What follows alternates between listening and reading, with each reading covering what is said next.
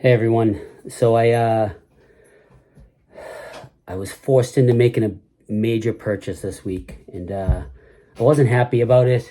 Well, I shouldn't say that. I sort of am, but I'm kind of on the fence about whether I'm happy about it. But um, I've had a Chevy Silverado 2017. I purchased it new, and it's been nothing but headaches since I bought it.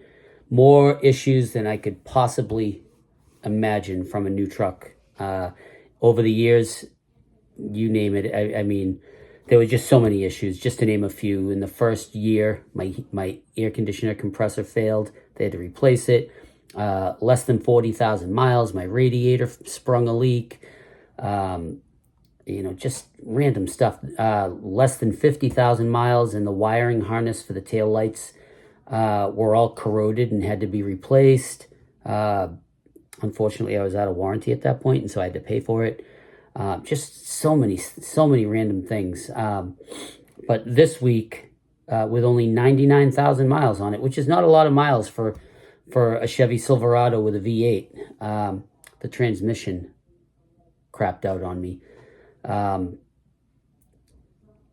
just put 4 or 5 months ago, I just put like 1,500 into the front end. I did the ball joints, the tie rods, the sway bar links I did last summer. Just so many things I had to put into this car. I just did the serpentine belt.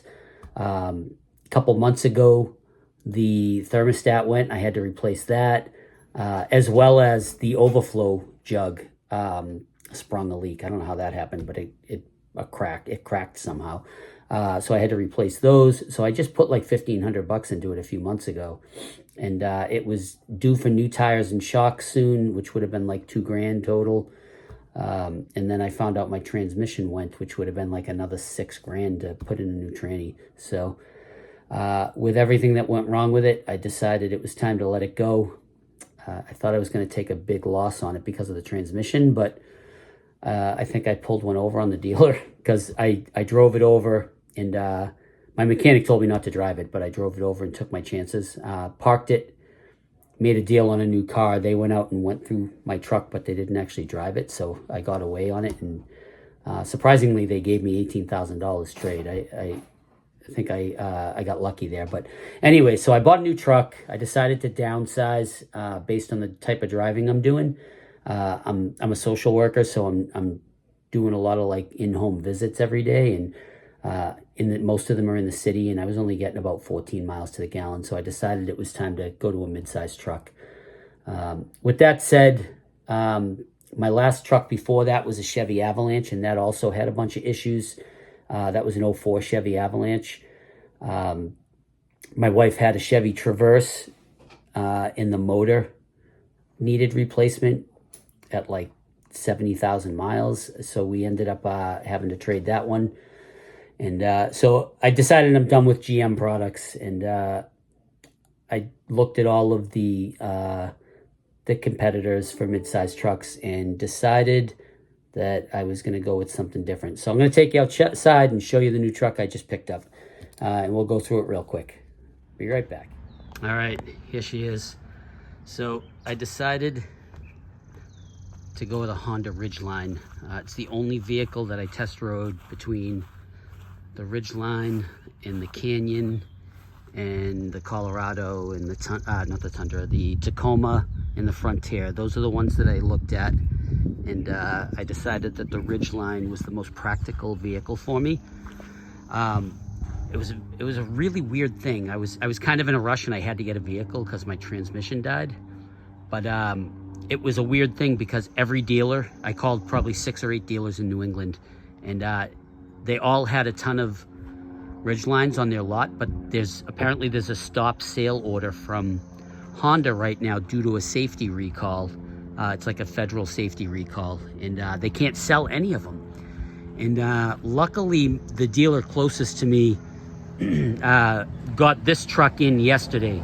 It just rolled off the delivery truck, and this one happened to be built after the safety recall and the stop sale order was placed. So this vehicle came with the repair already done, so they were allowed to sell me this one. It's not the exact truck that I wanted. I probably would have went with either the Trail Sport or the Black Edition. This is one trim level lower. This is the RTL model. The good news is I saved about $4,000 by getting this one over the other. And really the only differences that I don't, that I would have preferred would have been none of the chrome trim. I would have preferred like the blacked out trim instead of these chrome pieces, which is fine. I would have preferred the black wheels with the more aggressive tires, but this is the color I would have chose, so it's nice. Shoot, I left the keys in the house. Oh no, I didn't. I left the door unlocked. So the inside is nice. It's leather. It's the base trim. If I had gotten the Trail Sport, like, it would have had a bunch, like all this white stitching would have been like a bright orange, and it would have had the Trail Sport embroidery in the headrests and stuff like that. Same thing with the black edition. It would have had red instead of white, and it would have had the black edition thing embroidered here. But one of the other features that it doesn't have that I thought I was going to want would have been the onboard navigation, but it turns out it's wireless Apple CarPlay, so I can just use the navigation on my phone, and it's wireless and it pops up on the screen, so that's fine. Every other feature of the truck I really like. It drives fantastic. It's like really smooth. It's very car-like. And the pickup bed, the tailgate opens, and then I got some things in here, but you got this little thing here, and there's a trunk under it, which I love. And one of the other features that I really like is the tailgate swings. I gotta find it. I'm still new to it. Here, where is the door latch?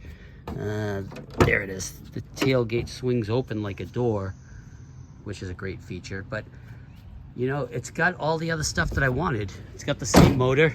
It's got a power rear sliding window, power driver and passenger seats, heated passenger and driver seats, power mirrors, power lock. It's got pretty much everything that the upper tier ones have, with just a few minor differences. So overall, I think I'm happy that it went down this way, even though I was forced into the sale by a bad transmission on my other truck.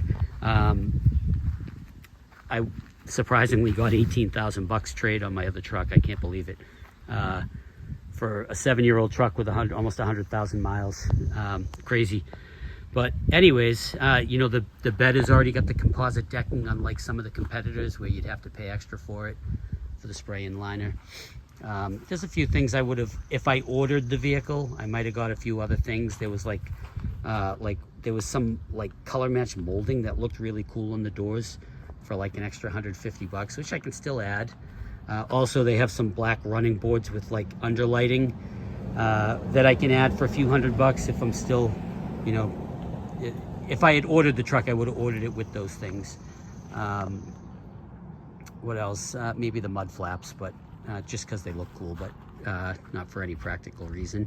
And in the back, I would have liked to have had the lettering on the tailgate. There's an option to get that in black, and I can still get it. It's like $110 if I want to black it out. It's just stick-on inserts. But anyway, so that's the new truck.